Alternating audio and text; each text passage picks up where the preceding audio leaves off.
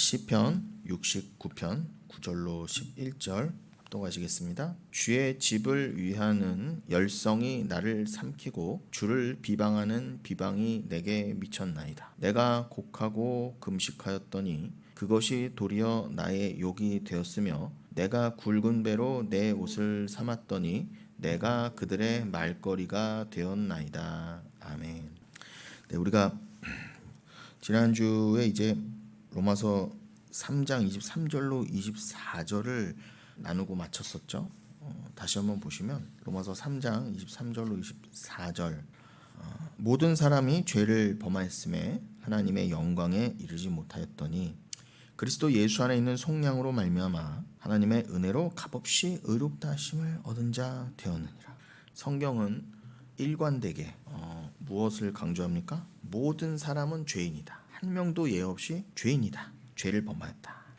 왜 그걸 강조합니까? 한 명도 스스로 하나님의 영광에 이른 자가 없다라는 것을 밝히시기 위해서 그런 것입니다. 그러니까 여러분, 하나님의 영광에 우리가 스스로 이를 수 있다면 우리에게는 구원이 필요 없습니다. 스스로 죄를 해결할 수 있거든요. 스스로 죄를 해결하는 정도가 아니라 우리가 하나님의 영광을 스스로 알고 우리가 하나님의 영광에 스스로 이룰 수 있다고 한다면 내가 스스로 하나님 될 수 있다잖아요. 그게 세상 모든 종교의 공통점 아니겠습니까? 그럼 어떻게 하나님이 죄를 져요? 우리가 하나님과 동급이라고 한다면, 우리가 피조물이 아니라 하나님과 동일한 창조주라고 한다면 우리는 애초부터 죄인이 아니죠. 우리가 스스로 영광이고 스스로 하나님인데 무슨 죄가 왜 필요하고 어떻게 죄인이 될 수 있으며 구원이 뭐가 필요하겠습니까? 그래서 성경은 세상 종교와 근본적으로 이 차이가 무엇인가, 기독교가 무엇인가. 물론 세상 종교에 대해서 야 기독교는 이런 거야, 기독교는 저런 것들과 달라라는 단순한 그런 목적으로, 변증을 목적으로 쓰여진 것은 아니지만 이런 핵심 말씀, 성경에 흐르는 그 핵심 교리를 우리가 잘 깨닫고 가지고 있어야 세상 종교와 구별되는 건 이제 자연스럽다는 것이죠. 그걸 알아야 세상의 그 헛됨을 보고 그 세상의 헛됨과 악을 이렇게 잘 집약해서 대변해주고 보여주는 것이 바로 종교니까요. 그러니까 세상 종교는 다 다양해 보이지만 그 말 그대로 세상이 만들어낸, 인간이 만들어낸 모든 종교의 공통점은 뭡니까? 예수 그리스도를 대적하는 거예요. 적그리스도라는 겁니다. 그런 면에서는 다 세상 종교는 한 통속이라는 거죠. 즉 세상 모든 종교는 하나님께 순종하기 싫다는 거예요. 하나님의 사랑도 필요 없고 그냥 우리끼리 사랑하자. 나도 사랑을 줄 수 있다. 나도 사랑의 근원이 될 수 있다. 아니 꼭 사랑이 예수 그리스도로만 증거되고 예수 그리스도로만 이해되고 그 사랑만이 왜 진짜라고 그래? 아니 꼭 그 사랑 믿어야 천국이야? 꼭 그 사랑을 가져야 하나님께 의롭다 여김을 받을 수 있다 자꾸 그래? 아니 우리도 사랑하잖아. 우리도 사랑을 알잖아. 꼭 성경에서 말한 대로 아들의 십자가를 통해 계시된 그 하나님, 그 사랑을 알아야만 하나님의 사랑을 아는 거야? 왜 그것만 꼭 구원이라 그래? 그것만 꼭 영생이라 그래? 그러니 요한복음 17장 3절부터 모든 말씀 다 틀린 거지? 아니 우리도 박애주의가 있잖아. 우리도 서로 사랑할 수 있고 우리에게도 가능성이 있어. 우리를 자꾸 부인하지 말고 우리도 서로 할 수 있다, 사랑할 수 있다로 가보자. 확장으로 가보자. 바벨탑 세워보자. 이게 모든 종교의 공통점 아닙니까? 그러니까 세상의 모든 종교는 하나고요. 그래서 아마겟돈 전쟁으로 대표된 그 하나님과의 대적 전쟁, 하나님을 대적하는 전쟁, 그 곡과 마곡의 전쟁, 그 전쟁에 내가 있었어요. 그 하나님의 반대편에 있던 게 나입니다. 특별히 그 하나님을 대적하는 무리의 대가리가 나였단 말이에요. 사도 바울 고백처럼 나는 죄인 중에 괴수다. 왜냐하면 내가 나를 제일 사랑했거든. 나도 나라고 하는 바벨탑을 쌓고 자아라는 성을 쌓고 이 세상에서 칭찬받고 이 세상과 똘똘 뭉치려고 그랬거든요. 끈적하게 붙어먹으려고 그랬거든요. 이 세상과요. 그래서 내가 꼬불꼬불한 리워야단 뱀새끼였고요. 그런데 그 예수가 나를 구원하기 위해 노뱀이 되어 오셨다는 건 내가 뱀이 맞다는 거예요. 나라는 자를 구원하시기 위해서 나와 똑같은 모습으로 낮아지신 그 예수의 그 사랑이 진짜 사랑이라는 것이죠. 근데 세상을 다 그걸 부정한다는 거예요. 왜요? 하나님은 그 사랑을 모르게 하셨으니까. 택한 자만 깨닫게 하셨으니까. 그게 맞죠. 그래야 모든 논리적으로도 맞잖아요. 그래서 너희들은 스스로 그것을 알 수 없으니까 바로 죄다. 아니 왜 그걸 자꾸 죄라고 그래? 세상 모든 종교가 그러죠. 그저 남을 좀 미워하고 남의 것을 좀 훔치려고 하는 그런 정도가 죄고, 내 몸을 상해하고 남을 해하려는 것 정도가 죄고, 그런 윤리 도덕적인 죄는 우리가 얼마든지 극복할 수 있어. 그냥 그거 극복하는 게 종교지 뭐 다른 게 있어? 그럼 내가 그런 걸 잘 극복해내고 수행 정진하다 보면 나는 어디 득도하는 경지에 이를 거야. 인생도 깨닫고 나는 남도 미워하지 않고 다 박애주의로 사랑할 수 있는 종교 통합을 이룰 수 있을 거야. 그게 세상 종교의 모습, 나의 모습인 겁니다. 그러니까 종교는요, 세상의 인본주의의 총화예요. 나의 핵심이라는 것입니다. 그래서 당연히 기독교와 세상 종교는 구별되게 돼 있어요. 다시 말씀드리지만 지금 사도 바울의 이 로마서 3장 23절로 24절은 야, 저 모든 세상의 기독교와 세상의 모든 종교와 우리 기독교는 전혀 다른 거야. 내가 왜 다른지 단순히 그것을 반박하기 위해, 변증하기 위해서가 아니라 그냥 진리예요. 성경만이 진리잖아요. 말씀만 진리니까 그냥 진리를 선포한 거예요. 원래는 진리 하나만이 영원하고 진리 하나만이 진짜인데, 진짜가 있으니까 가짜가 있죠. 진짜가 있으니까 짝퉁이 있고요. 진짜 하나님 나라가 있으니까 이 세상이라고 하는 가짜가 있는 것입니다. 하나님 그걸 다 허락하셨다는 거죠. 그래서 가짜도 하나님이 만드셨다는 거예요. 그 하나님 뜻이 뭐라고요? 진짜 사랑, 진짜 나라, 진짜 아들이 있어. 그걸 알으라고 내가 모조품, 가짜, 모형을 만들었지 않니? 그래서 히브리에서도 더 강조된 바이지만 이 세상의 성막, 이 세상에 만들어주신 성막과 성전부터가 모형이라고 하셨다고 한다면 여러분, 이 세상은 말에 뭐 할 거냐, 말에 뭐 하냐는 것입니다. 고린도전서 15장에서도 우리라고 하는 이 육체라는 껍데기는 모형이다, 가짜다, 흑으로 만들어졌다 그러잖아요. 그래서 썩어 없어지는 것이다. 그런데 이것을 왜 굳이 줘보셨다고요? 하늘에서 입을 진짜 형상, 영원히 썩지 않을 그 옷, 우리가 입을 예수 그리스도라고 하는 그 말씀이라고 하는 옷이요, 그 사랑을 입는 거잖아요. 단순히 우리가 물질적으로 더 혁신적인, 뭐 이 세상의 물질을 초월하는 혁신적인 어떤 새로운 물질을 입는다 정도가 아니에요. 야, 이 세상에서는 발견할 수 없었던 그 이상한 물질, 과학적으로 증명되지 않던 이런 물질을 우리가 또 천국이라는 곳에서, 그런 것도 뭐 이 세상의 재료가 아니라 희한한 우주에서도 아주 희귀한 걸로 만들어진 곳에서 우리가 지금까지 발견할 수 없었던 재료로 만들어진 아주 고가의, 초고가의 옷 같은 걸 입나 보다, 그런 의미가 아니라 어차피 물질이라고 한다면 아무리 귀하고 희귀한 물질을 하더라도 그건 물질일 뿐이에요. 말 그대로 물질은 그 자체가, 모든 종교가 진짜 종교인 기독교의 짝퉁이자 모형인 것처럼 이 해 아래 것이라는 것은 우주에서 통틀어서 아무리 귀하고 값진 것이라 할지라도 물질에 불과하거든요. 형 이하란 말입니다. 그렇기 때문에 그거를 덧입혀 주신다가 아니에요. 그 어떤 초고가의 물질이 있다 할지라도 그것과는 비교할 수 없는 전혀 차원이 다른, 아예 그냥 영에 관한 것, 즉 영의 중심이시자 영의 주인이신 영 그 자체이신 예수 그리스도를 우리에게 입혀주신다는 거예요. 내가 예수를 입는다고? 이거는 물질을 초월해야 깨닫는, 말 그대로 영적인 말씀이잖아요. 영적인 의미잖아요. 내가 주와 하나가 된다는 거잖아요. 이삭 앞에 야곱이 가죽 옷을 에서처럼 보이기 위해서 가죽을 뒤집어 쓰고 들어간 것처럼 우리는 가려져야 돼요. 야곱은 내 옛사람을 뜻하잖아요. 이스라엘 되기 전에, 자기 부인 되기 전에 그 모습이잖아요. 그 모습은 덮여야 돼요. 그래서 이삭이 그냥 야곱이 차자임에도 불구하고 그래 넌 장자야 라고 인정해 준 것처럼 우리는 야곱이지만 그저 하나님이 이스라엘로 봐주셔야 되거든요. 그렇게 이스라엘로 봐주시려면 자기 부인 된 그 진짜 천국에 살만한 존재로 하나님 앞에 드러나려면 우린 예수라고 하는 참 장자, 참 아들에게 덮여야 된다는 거예요. 그 피로 덮여야 된다는 것입니다. 그래야 하나님 아버지, 이삭이라고 하는 가짜 아버지, 모형이 가리키는 바 진짜 아버지가 우리를 진짜 아들로 봐주시는 거예요. 그게 구원이라는 것입니다. 그냥 그 진리만이 진짜예요. 그 진리가 선포되면 가짜는 다 드러나게 돼 있어요. 예수 그리스도가 계시록 19장에서 그냥 드글드글 모여있는 그 악의 무리, 개구리 떼처럼 모여있는 그 사단을 머리로 해서 그 하나님을 머리로 한 그 삼위일체, 즉 예수 그리스도를 머리로 한 교회죠. 그건 곧 그 사랑으로 연합된 영원한 그 하나 진리를 대적하기 위해서 사단을 머리 삼고 지들도 가짜 666의 세력을 형성해요.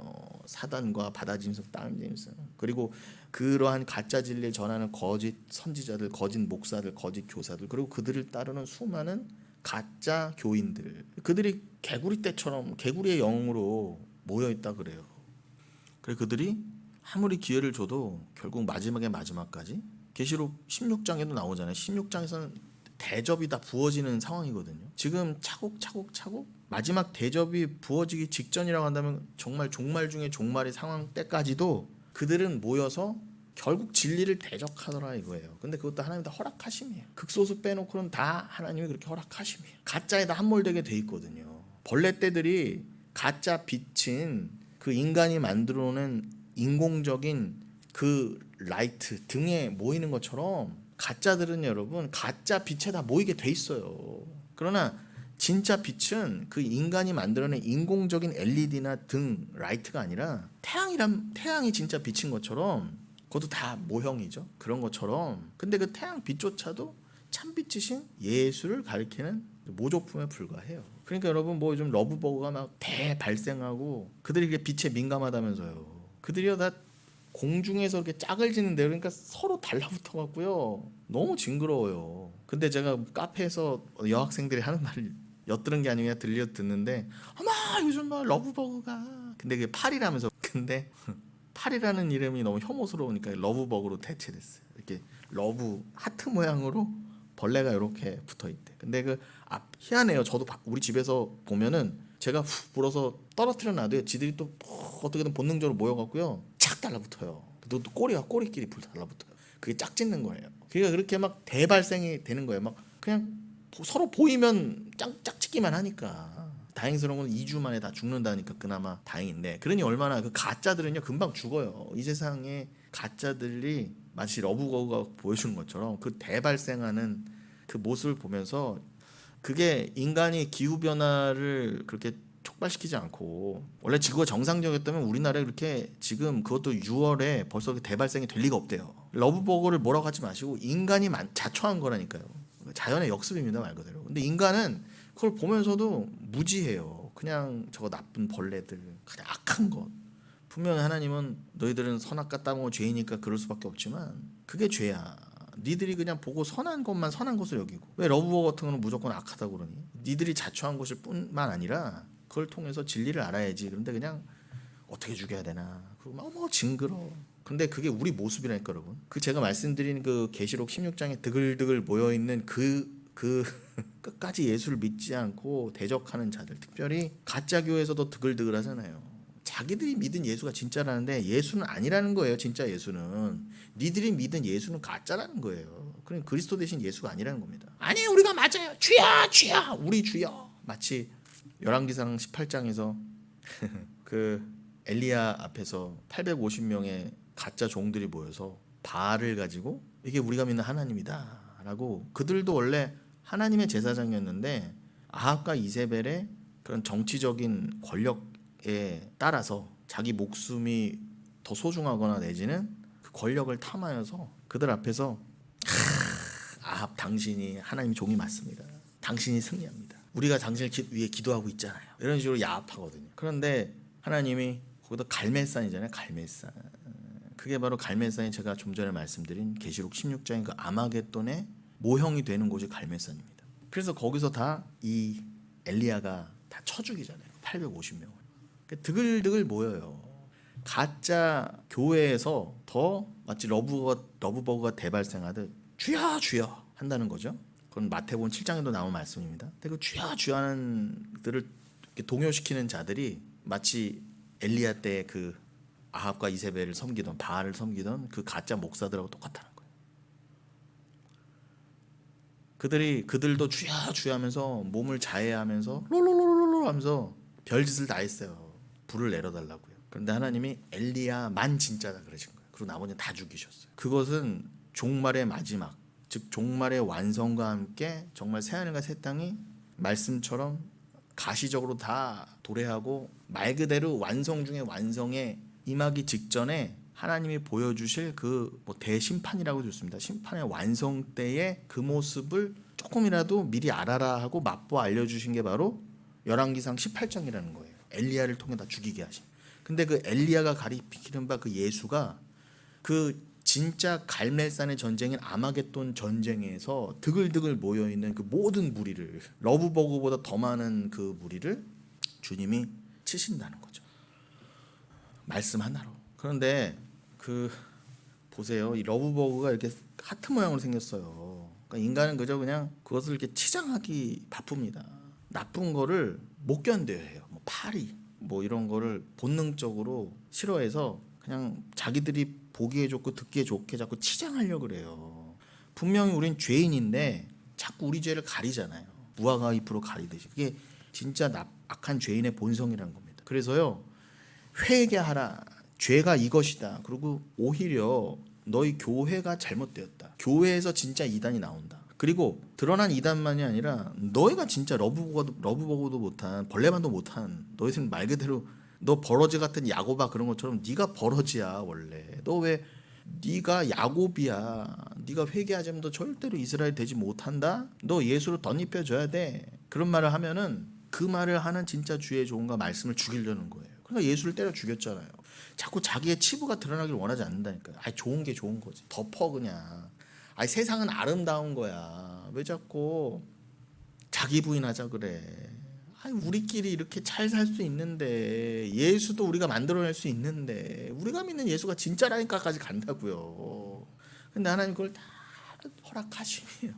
그러니까 하나님이 탁 놔보시니, 그냥 하나님이 허락하신 그 범위 안에서 탁 하도록 하시니까 역시나 하나님이 예정하신 대로 100이면 100 다 그렇게 가더라는 거예요. 벌레의 모습으로. 그냥 이 땅에서 짝짓기에만 혈안된 그 러브버거처럼 왜 짝을 지어? 자기네 수를 늘리려고. 밑도 끝도 없이 늘리지. 무조건 새가 늘어나고 수가 늘어나는 게 무조건 장땡이래. 누가 그래요 여러분? 누가 그래요? 노아 때는 8명 빼놓고 다 죽이셨는데, 러브버거도 2주만 지나면 다 죽이고, 아니 인간들부터가 일단 러브버거를 다 죽이고 있잖아요. 어떻게 하면 저것들 다 죽일까? 그런 것처럼 원래 여러분 우리는 하나님 앞에서 그런 존재였다니까요. 러브버거도 못한 존재. 근데 그 러브버거가 뭘 보여준다고 자꾸 본능을요? 본성을요? 그냥 짝짓기만 하려고 그러고. 근데 겉으로는 게 러브 모양이에요. 그러니까 사랑이다 사랑. 그러니까 가짜 사랑이란 겁니다. 벌레적인 사랑이라는 거예요. 이 땅의 사랑은 여러분. 근데 그들 2주만도 14일 2주도 안 돼서 죽어요. 얼마나 하루살이만 한 그런 존재입니까? 우리가 근데 성경에서 우리가 하루살이라고 그러잖아요. 그런 걸 보면서 깨달아야 되는데, 아무튼 그 카페에서 여학생들 그 얘기를 하다 여기까지 왔죠. 들어보니까 앞에 끌고 가는 게 암놈이래요. 저도 더 뭐 과학적인 자료를 찾아서 검증해 보진 않았지만 애기들 말로는 그렇더라고요. 앞에 게 끌고 가는 게 좀 크잖아요. 그럼 우리는 앞에 게 순놈인가 오해할 수 있는데, 가만히 보세요. 큰 놈이 작은 놈을 끌고 가요. 꼬리가 맞닿아 있지만 큰 놈이 이렇게 끌고 간다고요. 후 하고 불어서 떨어뜨려놔도 또 본능적으로 찾아가서 붙어요. 우리는 이 땅의 습관, 습성, 본능에 따라 사는 게 맞아요. 자기들 붙고 이 세상으로 창대하자. 바벨탑 쌓자. 그래봐야 이주인데. 근데 아무튼 앞에 큰 놈을 끌고 가는 게 암놈이래요 여러분. 상식적으로 애들이 그래. 애들이. 저도 한번 다시 확인해 본다는 깜빡했습니다.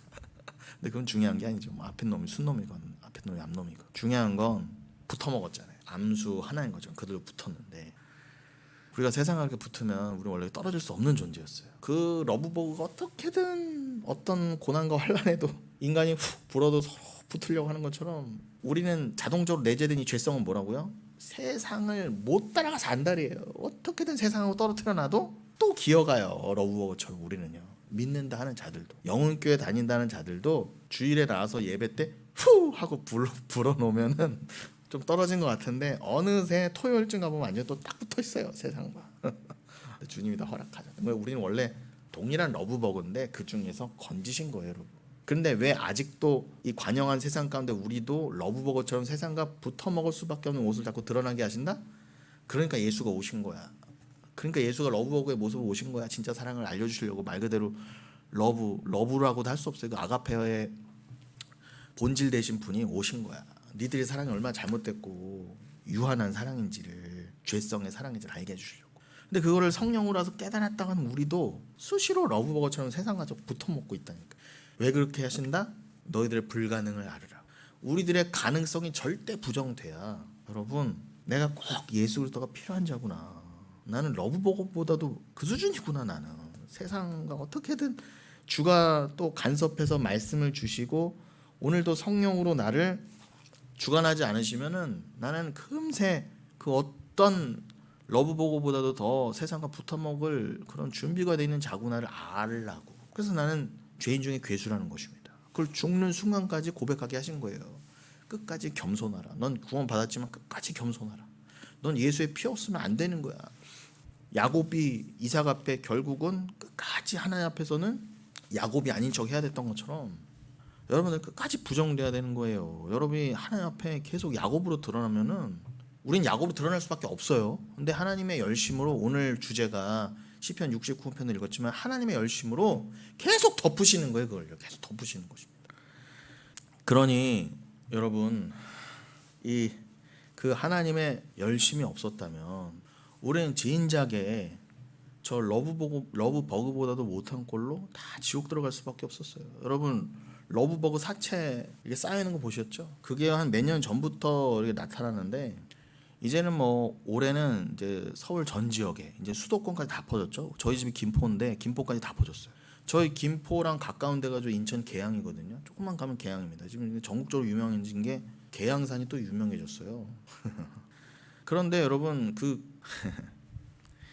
참고로 저희 집 바로 옆에 장릉이 있거든요. 김포 장릉. 그 김포 장릉이 그 여러분 인조 반정 광해군을 몰아낸 그 인조 그 남한산성에서 그런 바보짓을 했던 그 최악의 왕 중에 한 명이었던 그 인조 그 병자호란을 일으키게 할 수밖에 없었던 그 병신 인조요. 그 인조의 아버지 즉 선조 만만치 않은 그 바보왕이었던 선조의 아들이자 인조의 아버지 중에 정원대군이라고 있었어요. 근데 그 정원대군이 왕이 되지 못하고 죽죠. 대신에 그 정원대군이라고 하는 선조의 아들이 자식을 낳았으니 그게 나중에 인조가 돼요. 자기의 그 배다른 형제인 아니죠 배다른 형제가 아니죠. 광해군이라고 한다면은 물론 배다른데 제 말은 학렬로 따지면은 어쨌거나 큰아버지 아닙니까 광해군이. 그 자기의 큰아버지인 광해군을 몰아내고 그 조카가 왕이 된 거잖아요. 인조가요. 근데 그 인조가 왕이 되면서 광해군을 축출하고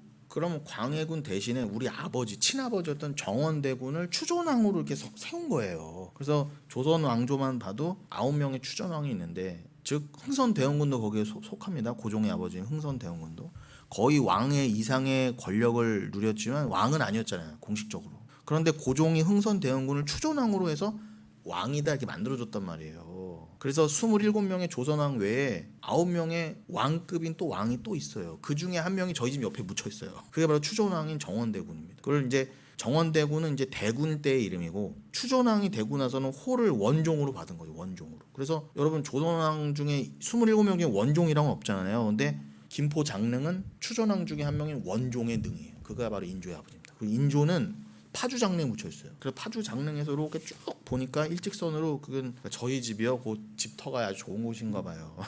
거기다 왕 아버지의 능을 쓸 정도면. 그러니까 파주에서 이렇게 풍수지리로 딱 일직선 하니까 한강을 가로질러 딱 일직선이 저희 집이에요.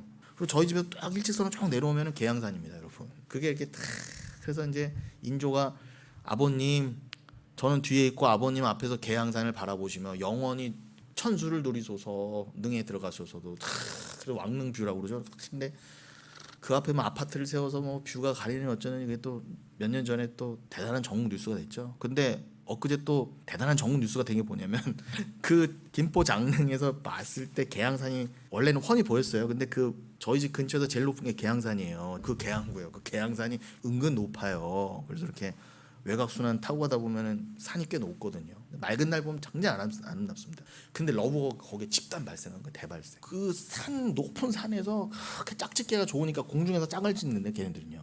계양산에 다 몰린 거. 어마어마한 숫자가 몰렸는데 쓰레받기로 이렇게 해도 안 되는 거야. 뭐가 저기 새까맣네. 저기 검은 돌인가 뭐 검은색으로 뭐 이렇게 깔아놨는데 아니 그다 벌레인 거예요. 벌레. 그것도 이렇게 두껍게. 하나님 다 그걸 만드신 겁니다. 하나님 만드신 거잖아요. 하나님 조물주시니까. 제발 알라는 거예요. 저 쓸데없는 벌레들 하나님 왜 만드셨을까? 알라는 것입니다. 그게 너희야 너희. 여러분 그 벌레들요 너무 징그럽고 죽은 사체들에서 냄새가 진동하고 여러분 쓰레받기로 퍼서 해도 안 되는 그 정도의 양이면 근데 여러분 그거 소중합니까? 여러분 소중하세요? 어머 이 소중한 러브버거들 이 수많은 러브버거들 어머 이 수많은 러브버거의 사체들 내가 죽을 때까지 끼고 있어야지. 그런 인간이 어디 있어요? 미친놈이죠. 그럼 여러분 우리는 하나님 앞에서 어떤 존재였다 원래는요? 야 저거 다 쓸어다가 버려라. 어디에다가요? 지옥에 버려라. 그래도 아무 할 말 없어요. 여러분 러브버거를 쓰레받기를 퍼다가 비료로 주던 쓰레기통에 담아서 태우던 그건 인간 마음이에요. 그런 것처럼 우리는 하나님 앞에 러브버거보다도 못한 존재라니까. 그럼 하나님이 어떻게 버리시든 우리가 뭐 할 말이 있어요. 심지어는 죽어 있는데 죽어있는 시체인데요. 아니 근데 여러분 그 중에서 택한 자를 만세전의 언약이 뭐라고 그냥 취소하셔도 되는데 야 아무리 봐도 저것들은 아니다. 아무리 봐도 저건 벌레보다 못해. 아니 벌레 수준도 안 돼. 도저히 아무리 언약이고 나발이고 다시 뒤엎자 해도 아무 할 말 없었어요. 우리는요. 하나님이 언약 다시 인간은 다 뒤통수 치고 깽판치고 분명히 서류로 남겨있는데 파기하고 사기치고 심지어 국가 간에 여러분 조약 맺은 거 다 종이장입니다. 여러분 믿으시면 안 돼요. 뭐 러시아나 우크라이나나 뭐 미국이나 뭐 모든 강대국들이 맺었던 조약이 또 약속하고 맺었던 모든 조약이 영원했던 조약이 어디 있어요? 다 깨잖아요 인간들이요. 그건 말 그대로 종이 조각이라니까 여러분. 그런 것처럼 하나님이 우리하고 언약을 맺으셨다 하더라도 하나님 깨자 그러시면 우리는 아무 할 말 없는 거예요. 주가 그러시겠다는데 말 그대로 주인이 그러시겠다는데 모든 걸 다 가지시고 생명 그 자체시고 유일한 생명이신 그가 유일한 존재이신 그가 우린 존재도 아니에요. 우리랑 언약을 맺을 필요도 없었어요. 우리는 언약이란 거 보세요 여러분. 그래도 인간 대 인간 나라 대 나라 언약에 뭔가 이렇게 수준이 맞으니까 언약을 하는 거잖아 약속을. 근데 우리는 하나님 앞에 언약의 대상조차도 안 되는 그냥 죽은 흙인데다가 야 내가 너를 이렇게 사랑했어. 아브라함아 창세기 15장 그러시죠. 내가 너를 이렇게 갈대아에서 꺼내왔다. 너 내가 안 꺼내왔으면 너 그냥 러브버그 수준이야. 그것도 안 돼. 근데 아브라함은 하나님이 지금 누구신지도 모르고 언약이 뭔지도 몰라요. 그러니까 너 가만히 있어. 내가 다 할게. 그리고 고기 다 쪼개 놓으시고 왔다 갔다 하시잖아요. 하나님 불이. 그게 메리트라니까요. 조약, 계약, 언약. 그게 모든 언약들이 가리키는 바 언약의 원형이에요. 근데 원래 성경에서 말하는 진짜 하나님의 언약이 진짜 언약이잖아요. 세상의 모든 언약은 가짜라면 그럼 그 언약의 본질은 뭐다? 야, 이 언약 깨지면 우리 다 죽는 거야. 저렇게 재물이 쪼개지는 것처럼 우리 다 피 보는 거야. 이게 언약의 맹세예요. 근데 아브라함은 그냥 멀뚱하니 서 있었다니까 여러분. 저게 뭘까? 야 그냥 가만히 있어. 너는 내 언약의 대상조차도 안 되고 내가 할게. 쪼개놓고 하나님 왔다 갔다 혼자 하신 거예요. 하나님 다 하신다. 이건 하나님 열심이라는 거예요 여러분. 오늘의 주제이기도 한 모든 제 설교의 주제이기도 하지만 오늘 특별히 주제이신 하나님의 열심. 하나님 혼자 다 하셨잖아요. 아브라함은 그냥 멍청하게 서 있었다니. 그러고 나서 네가 나의 언약의 대상자야. 그리고 넌 이 언약에서 복을 받은 거야. 너는 언약에서 넌 믿음의 조상이라 여김을 받은 거야. 갈라디아서 3장 네가 이걸 그냥 내가 준 믿음으로 인해서 이게 언약이군요. 나는 죽을 수밖에 없는데 하나님의 그 언약의 피, 그 언약의 증거인 아들의 피로 내가 구원받고 복받은 거군요를 믿었으면 넌 의인이고 유대인이건 이방인이건 상관없이 너와 동일한 믿음을 내가 줄 이가 있는데 그도 이 언약의 내용을 알고 아브라함이 깨달은 바 그 내용을 이게 사랑이고 언약임을 깨달으면은 그를 아브라함의 자손으로 내가 여겨줄게. 아브라함이 받은 복을 그에게도 줄게가 갈라디아서 3장이에요. 그러니까 혈통의 문제가 아니다. 말라기 1장에도 본 것처럼 심지어는 한 배에서 나온 에서와 야곱도 한 명은 버리시고 한 명은 사랑하기로 작정하셨어요. 그럼 에서는 버리려고 만드신 게 맞아요. 러브워거처럼.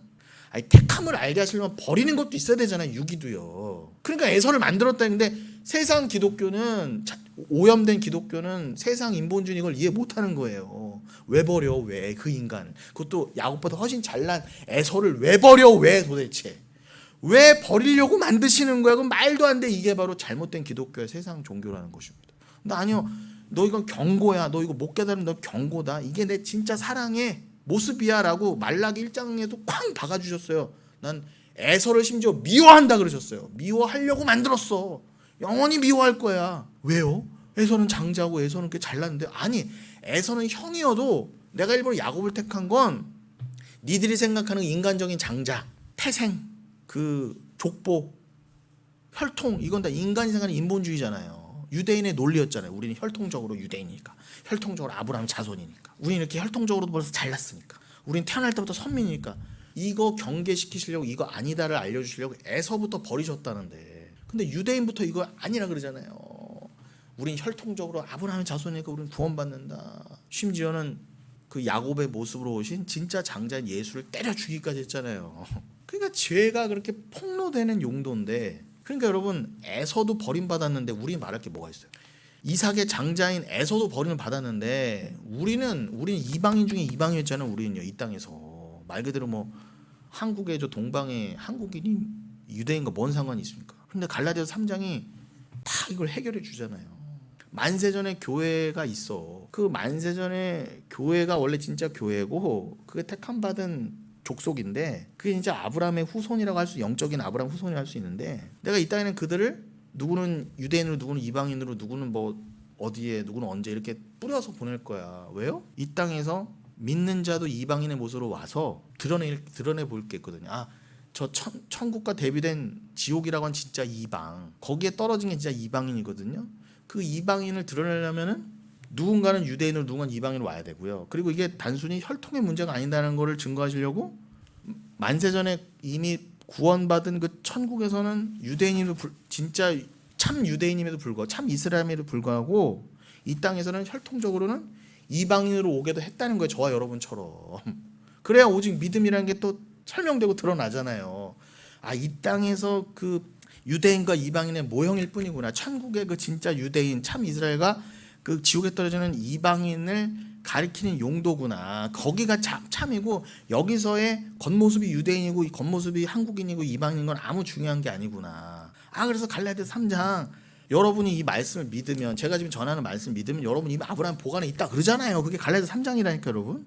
그런데 그렇게 그 말씀을 믿게 된 자도, 아무리 한국 사람으로 태어나고 아무리 2025년에 태어나도, 아무리 대한민국 산골 강원도에 태어나도 만세전에 이미 참 이스라엘이고 구원받기로 작정된 자면은 반드시 이 땅에 언제 태어나고 어디에 태어나던 아브라함은 믿음의 조상인데 그 믿음은 그런 거군요. 그 믿음은 내가 수여받아야 되는 거군요. 그 믿음을 주시려고 아들을 보내셨군요. 예수 그리스도를. 인간의 구원은 노력이나 자격이 아니군요. 공로가 아니군요. 그냥 오직 은혜군요. 오직 그냥 피로 덮여야 되는 거군요. 그게 언약의 내용이네. 그건 하나님이 그냥 깨부셔도 되시는 언약인데, 하나님이 왜 신실하지 않으셔도 되는데 굳이 아들까지 죽여가시면서 그거를 끝까지 맹약을 지켜내셨는가? 인간끼리 다 찢어 발기는 게 언약인데, 조약서인데. 인간으로서 이해가 안 되는 거예요. 근데 이게 믿어져요. 믿음을 주시니까 이게 믿어진다고요, 진짜로요. 내 앞에 종이 쪼가리 조약서는 안 보여도, 성경이 말 그대로 조약서인데 이게 나와의 맹약서구나. 하나님의 나의. 이건 찢어지고 깨질 수가 없구나. 로마서 8장, 그리스도의 사랑에서 누가 끊으리요? 그렇구나. 믿는 자는 아브라함의 보관에 들어간 자야. 어머, 이것까지 믿어져요. 기가 막힌 거예요. 그럼 여러분 생각해 보세요. 이 땅에서는 이스라엘과 이란이 죽어라고 치고 박는 것처럼 인간끼리는 절대 용서가, 화해가 있을 수 없어요. 화평이 있을 수 없어요. 전쟁인데 어떻게 평안과 안식이 있어요? 이 땅에서는 절대 안식이 있을 수 없어요. 그런데도 잘못된 기독교와 이 세상 종교는 여기서 안식을 누리자예요. 이게 잘못됐다는 거예요. 그러나 여러분, 인간끼리도 안식을 이룰 수 없고 막힌 다음에 허물어지지 않는데, 하나님은 우리는 러브보어도 못하게 원래 보시는 게 맞거든. 이 죄인들, 내 아들까지 죽인 이 진짜 말 그대로 죄의 덩어리의 존재들을 하나님이 이뻐하실 이유가 있어요, 없어요? 절대 없어요. 이거 존재도 아닌데 여러분. 러브버그는 비료라도 줄 수 있지. 하나님과 우리 사이에 완전히 막힌 담이 있었다고요. 이스라엘과 이란의 벽하고는 비교할 수 없는, 절대로 하나님과 화평할 수 없고 화해할 수 없고 화목할 수 없었는데, 누구 덕분에? 그것도 하나님이 작정하시고 아들을 보내시지 않았으면 그 화목도 없었는데, 아들이 아버지의 말씀에 순종해서 아멘, 아버지를 사랑하니까 아버지가 저들을 사랑하시기 위해서 나를 보내시는 그 이유를 알아, 나도 저들을 사랑하겠습니다라고 하는 그 언약이 없었다면 여러분, 우린 절대 하나님과 우리 사이에 그 담이 허물어질 수 없었어요. 하나님이 우리가 러브버그 사체를 보면서 절대 이뻐할 수 없는 것처럼 하나님 우리를 절대 이뻐할 수 없었는데 예수가 그 담을 헐으셨단 말이에요. 근데 여러분 생각해 보세요. 여러분 러브버그 사체가 쌓여 있어요. 몇 톤이 쌓여 있어요. 근데 그 중에서 굳이 그 언약을 한 존재가 그 시체로 들어가 있어요. 근데 저를 살리기 위해서는 내 아들을 저런 벌레급으로 보내서 그 피를 뿌려야 돼요. 거기다가. 이게 말이 돼요, 안 돼요, 여러분? 안 됩니다. 여러분의 사랑하는 아들, 손자는 고사하고 사랑하는 강아지 피도 러브버거 사체에 뿌릴 수 없어요. 근데 우린 러브버거도 못한대. 어떻게 하나님이 그 위에 피를 뿌리시단 말이에요. 이거는 여러분 믿음이 없으면 도저히 믿어질 수가 없어요. 그런데도 여러분 이 세상을 보세요. 저는요, 뭐 제가 짧은 영상으로도 천국과 지옥을 얘기했지만 저는요, 이 오늘 교회를 오면서도 지옥을 느꼈어요. 왜냐하면 단순히 날씨가 더운 걸 넘어서 이제 여러분 작년이 가장 더운 날씨였다 그러는데 러브버그가 대발생한 이유도 자꾸 기후변화로 기후온이 올라가서 그렇잖아요. 인간은요 욕심이 끝이 없어서요 지구가 50도 60도 될 때까지 절대 멈추지 않을 거예요. 기대하세요. 그건 하나님이 정하신 바라 그랬어요. 사랑이 식어지는 만큼 불법이 성행하고 이 땅은 그 불법 때문에 인간의 근본 죄 때문에 피부로 느껴지는 더위조차 점점 올라갈 거예요. 그럼 기후학자들이 의식 있는 과학자들이 분명히 몇십 년 전부터 경고했어요. 그리고 엊그제 정통 뉴스도 들어보니까 제가 몇 번 다시 들었어요. 정말 파국이래요. 이대로 계속 이산화탄소를 배출하고 이 기후 온난화를 해결하지 않으면 3년 안에 파국이라는 거예요. 이미 임계점을 넘었을지도 모른대요. 그러니까 임계점을 넘었다는 거는 우리가 자꾸 더워지는 지구를 돌이킬 수 있는 그 기회가 조금은 있었어요. 한 작년, 재작년까지만 해도. 근데 이미 임계점을 넘었다는 거예요. 이제는 어떤 노력을 해도 지구가 다시 식어지지 않는다 그래요. 더위는 킬러다 그래요. 더위는 살인자다. 다 죽을 거다. 근데도 여러분 아무리 이런 말을 해도 아니 지금 설교도 아니잖아요. 이거는요. 과학자들이 말하는 그냥 뉴스라니까요. 그냥 정확한 사실을 말하는 건데 이 사실조차 다 호도해요. 침소봉대하고요.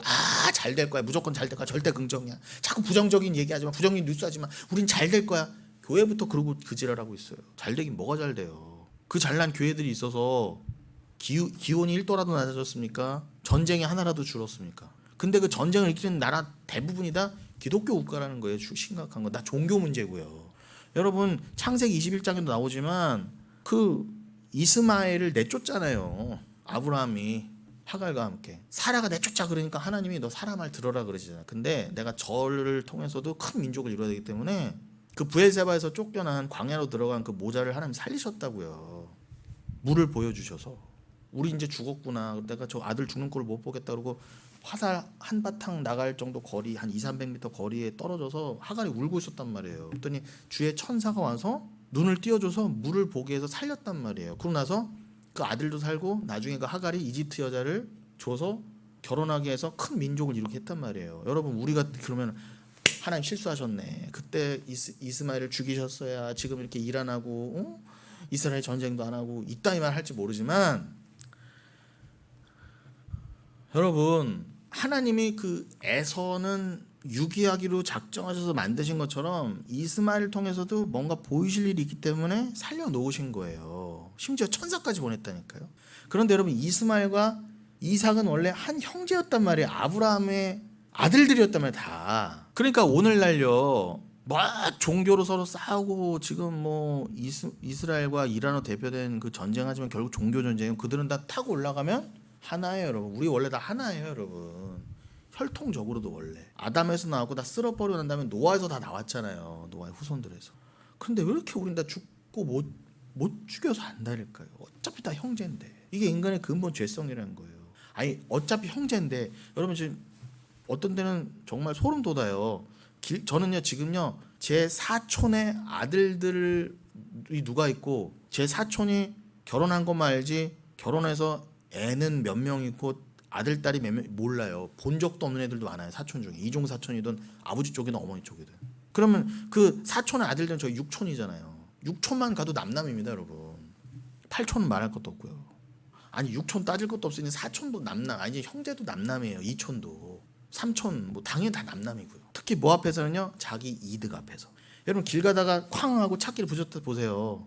서로 몇 대 몇이 싸우고 뭐 더 뜯어내려고 그러고 아우 뒷목 잡고 병원에 갔더니 나중에 알고 보더니 6촌 8촌일 수 있는 거예요. 여러분 길 가다가 해도.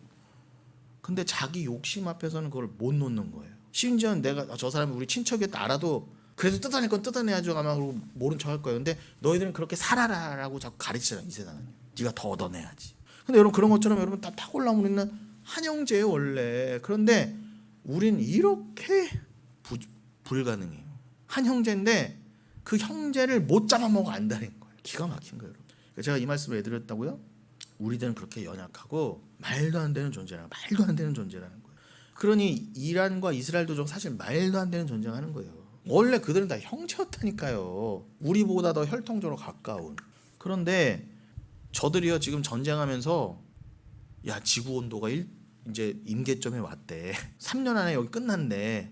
아니, 과학적인 종말론도 3년 보고 있어요 지금요. 종교적인 종교적으로 많이 그렇지만 우리의 진짜 신앙적인 종말 중에 종말, 참 종말이에요. 이런 과학적인 종말론, 뭐 전쟁 같은 기후재앙 같은 이런 사회적인 종말론, 과학적인 종말론들이 가리키는 바 진짜 종말이에요. 묵시에서 이미 이루어진 그 종말, 심판과 구원이나 그런 거는 생각도 아예 못하고 과학적으로 3년 4년 안에도 이 지구는 인간이 못 사는 곳이 된대. 그러니까 우리 자제해야 돼. 선진국이 더 줄이고 전쟁하면 안 돼. 전쟁하면 더 무기 만들어내야 되고 더 난리 버거지고 되고 전쟁이 나면은 더 남의 거 뺏으려고 그러고 온도, 기후 이런 거는 생각을 안 한다고요. 그럼 여러분 지금은 미국 대통령이 가장 초강대국이라고 하는 미국 대통령 트럼프예요. 그 사람은 완전히 미쳐서 기후 위기다, 헛소리다까지 말하고 있어요. 그리고 기후협약 다 탈퇴했죠? 이산화탄소 왜 줄여? 미쳤어? 지금 막 오늘 뉴스가 되는 콜린 파월 그 연방준비위원장을 또 위협했더라고요. 그 대통령도 못 건드리는 자리인데 금리 왜 안 내리냐? 왜 금리를 왜 자꾸 내리려고 그래요? 자꾸 투자를 늘리고 기업을 계속 더 공장 짓고 계속 만들려는 거예요. 계속. 그건 사탄적인 생각이에요.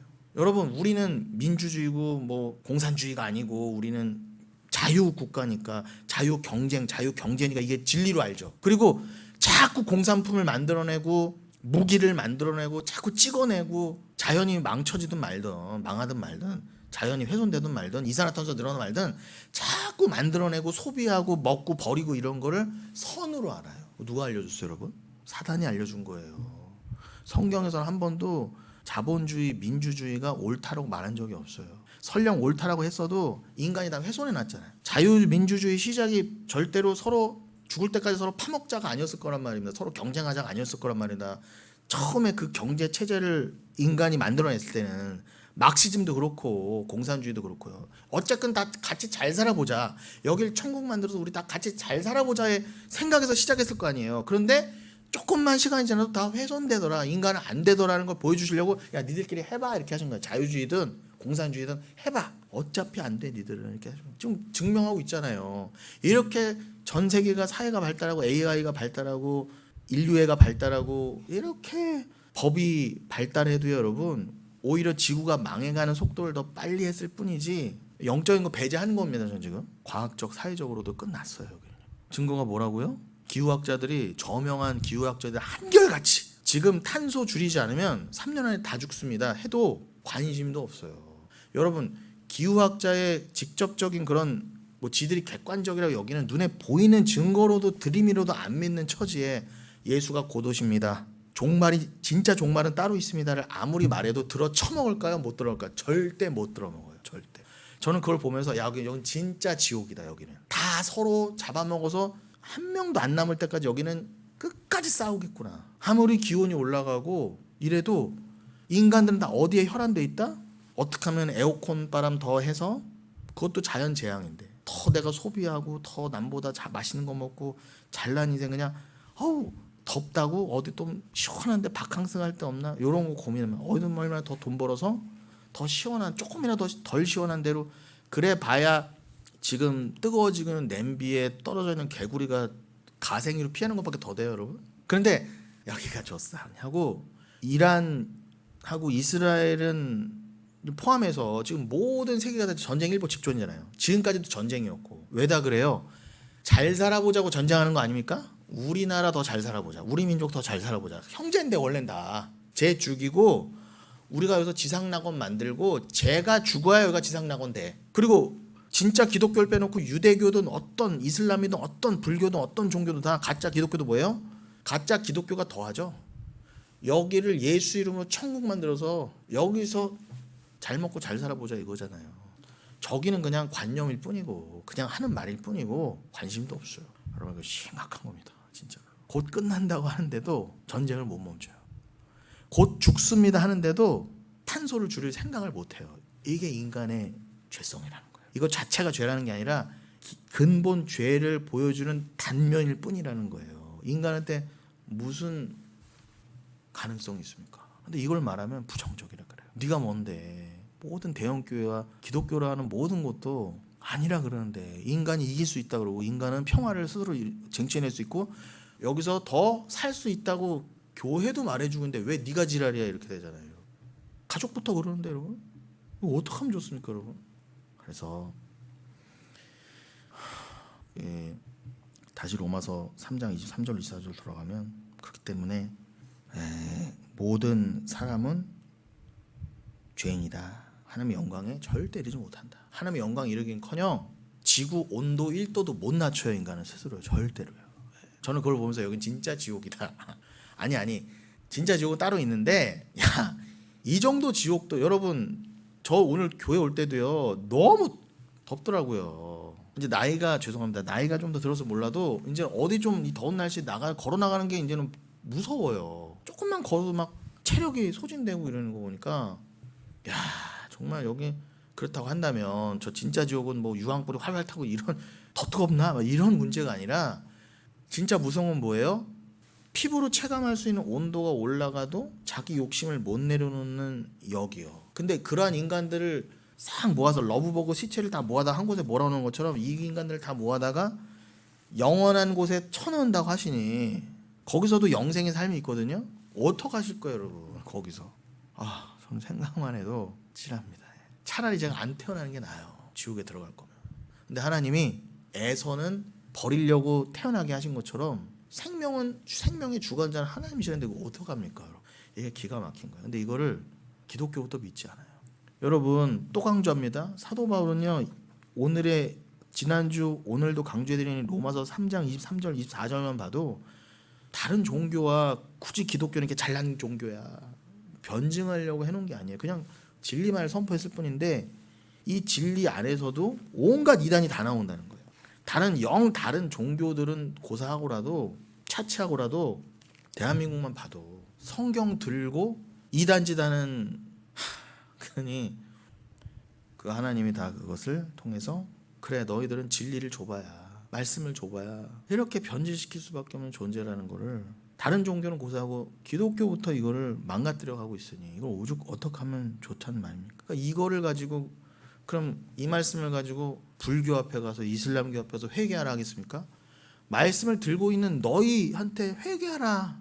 예수님도 처음에 오셔서 유대인에게 정신 차리라 그러신 것처럼 우리도 어쨌든 교회잖아요. 그러면은 기존 교회에 대해서 니들이 덩치만 크다고 니들이 지금 이 세상을 뭘 좀 주도하고 있다고 니들 잘 믿고 있는 거 아니야라고 교회 간판 걸고 있는 데부터 가는 게 맞잖아요. 예수님도 유대인부터 말씀 전하시고 사도 바울도 그 흩어진 디아스포라 되는 회당 시나고그 회당만 일단 회당부터 찾아 돌아다녔잖아요. 그런 것처럼 우리가 믿는 바도 일단 1차적으로는 기존 잘못된 교회한테 쏟아지는 게 맞아요. 그러나 유대인들이 다 예수 그리스도와 사도 바울의 말씀을 거부했던 것처럼 우리가 전하는 이 말씀도 기존 교회에서 100% 거부해요.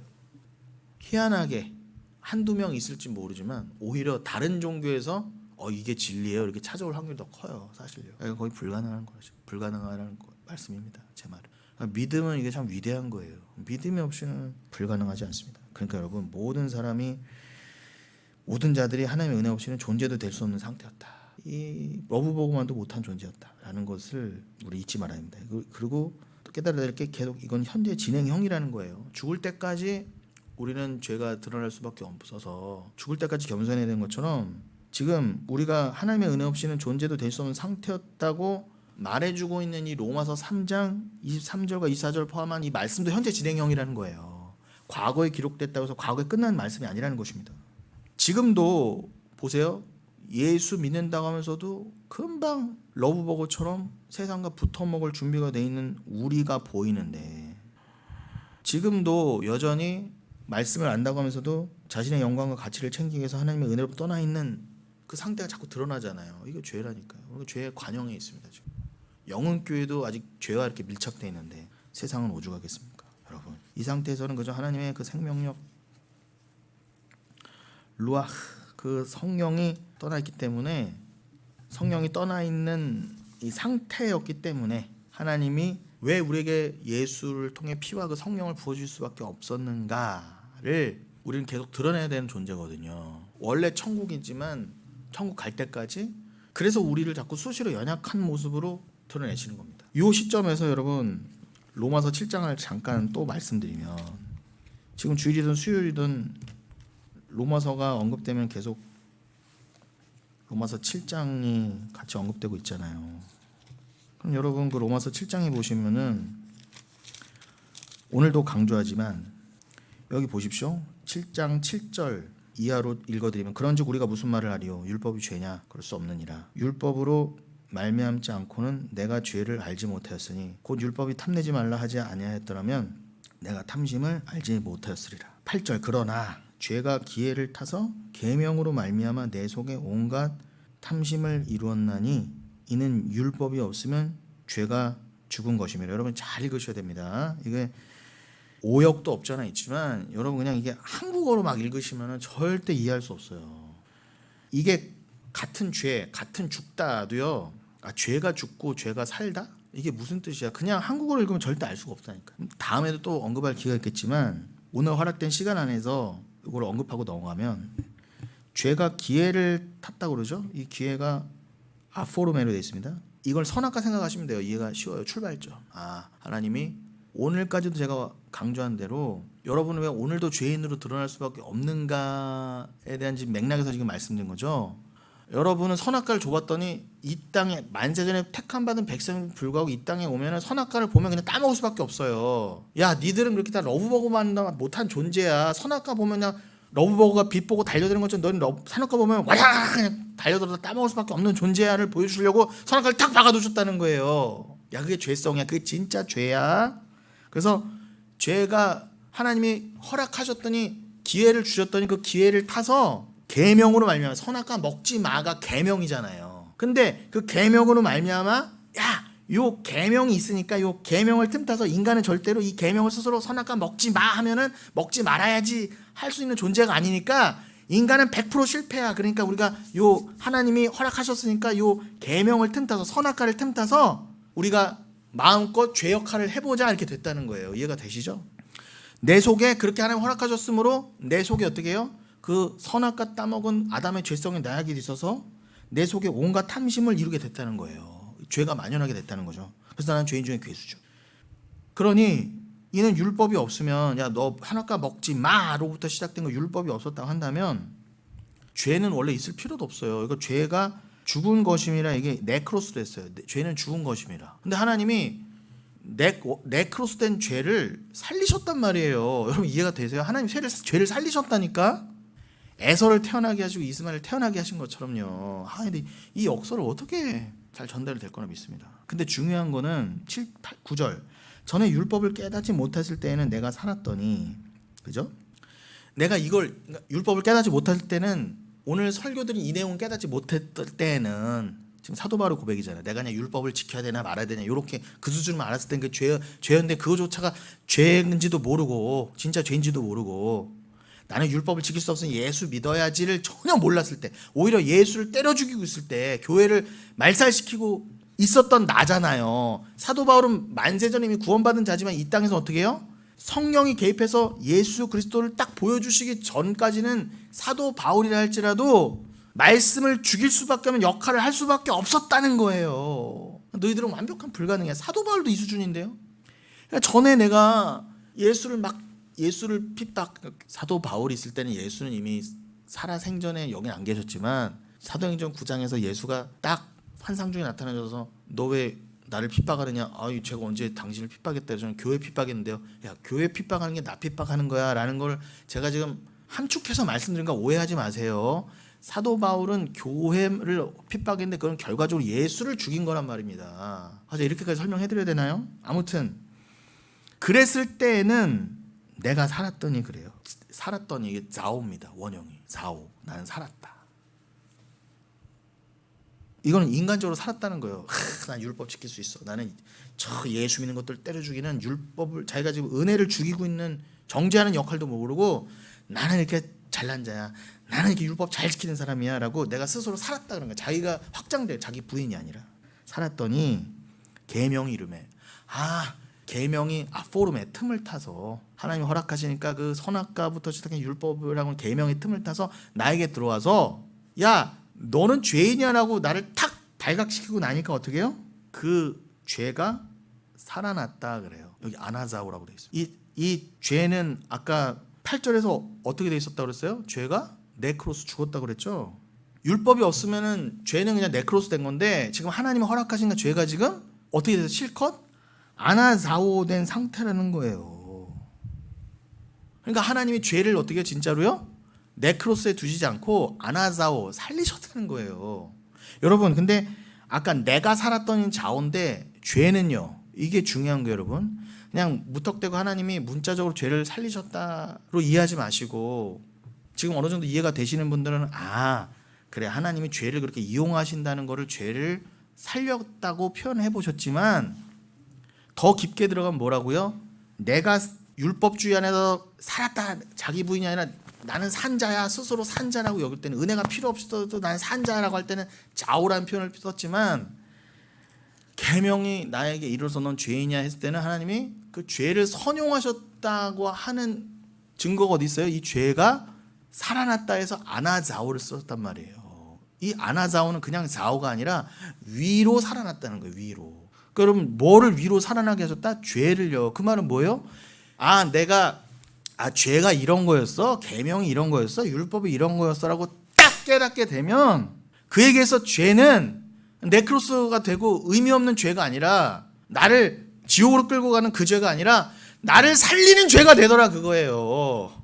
나를 위로 살리는 그 죄, 부활시키는 그 죄가 되더라. 아까 이채석 집사님 기도해 준 것처럼 우리가 주 앞에서 이렇게 자기 부인 되어야 되는 존재는 나는 스스로 살았다는 난 그 죄인이었군요. 나를 죽여주소서. 나는 스스로 죽을 수 없으니 주가 십자가에 죽으신 그 자기 부인의 죽음에 나를 끌어당기셔서 나를 함께 죽이셔야죠. 그래야 나는 부활될 수 있습니다. 그 고백이잖아요.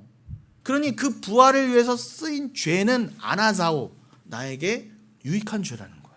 근데 원래 여러분 그러니까 죄든 율법이든 계명이든 우리는 같이 판단할 수가 없어요. 근데 우리가 선악과 따먹어 어떻게 해요? 죄는 나쁜 거, 율법은 나쁜 거.